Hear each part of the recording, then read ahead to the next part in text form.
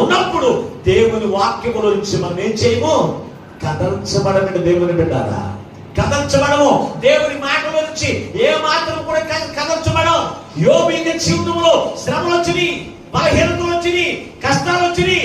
స్నేహితులు అంటున్నారు, ఓ ఓ నా స్నేహితుడా, నీ బాధ మేము చూడలేకపోతున్నామయ్యా. ఆ దేవుని దిగొచ్చాయి, దేవుని దిగొచ్చాయి. భార్య అంటుంది, ఇదిగో 7 కొడుకులు చచ్చిపోయారు, 3 కూతురు చచ్చిపోయారు, ఆస్తి కూడా పోయింది, ఇంకా దేవుని పట్టుకుని ఏలాడుతున్నాడు. దిగాయి విన్నారండి? వారి మాట విన్నాడా యోబు?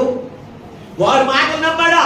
దేవుని మాట యందు స్థిరత్వం కలిగినటువంటి వాడిగా ఉన్నారు. అందుకే యోబుని 2 ఆశీర్వాదములకు దేవుడు వారసుని చేశాడు. ఈ రోజు నీ జీవితంలో కూడా దేవుని యొక్క మాటల యందు నీవు స్థిరముగా ఉన్నావా లేదు చూడండి. ఎందుకంటే లోకస్తులు మాటలు చెప్తారు, దేవుడికి విరోధము కలిగిన వారు.